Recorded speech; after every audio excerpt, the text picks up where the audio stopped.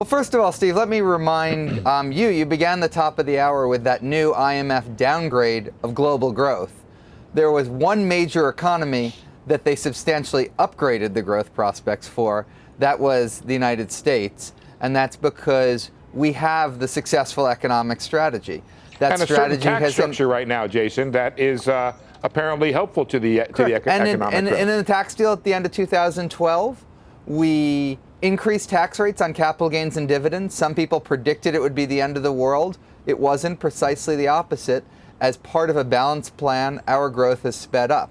In terms of this particular set of ideas, there's an awful lot of your viewers that have over and over again said, if we'd only done Bowles-Simpson, look at the shape we'd be in. Well, Bowles-Simpson proposed exactly these rates, exactly this structure on capital gains. The bank tax, Republican Ways and Means Chair, former Ways and Means Chair Dave Camp, he proposed a very similar tax on banks. These all have a strong economic logic to them. The capital gains will help unstick capital, so it's not being held, it moves around, it goes to its most productive purposes. The bank tax is to internalize some of the risks associated with those activities, and all of this is paying for tax cuts for college, child care, retirement, the things that are central to middle-class economics. Jason, I'm sorry, but I'm a little bit lost on the logic there that sure. An increase in the capital gains tax is good for capital. Just walk me through that one more time. Sure, Steve. A problem that a lot of economists talk about with capital gains is lock-in. If you hold the asset, you can defer the taxes. If you hold it until death, you can entirely eliminate paying the taxes. If you get rid of that angel of death loophole, as some economists call it, there'll be less of an incentive to hold on to your capital gains just for the tax benefits.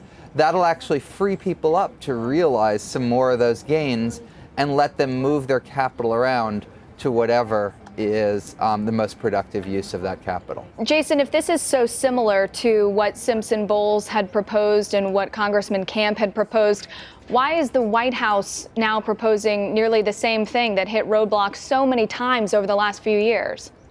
You know, the president's entire approach to the State of the Union, whether it's these tax proposals we're talking about, whether it's 2 additional years of free community college for everyone, whether it's sick leave, all of that shows he's not trimming his sails. We have a lot of economic success and momentum in this country that we're building on, but we still, every month I'm on your show talking about jobs, and you're always talking to me about wages. We need to do a lot to raise wages, to make sure our economic gains are translating, and he has a big, ambitious agenda. You may not know this or want to talk about it if it's in the speech tonight, Jason, but one of the things that lower oil has hurt is alternative energy. It's been a big push for the president and much of the Democratic Party.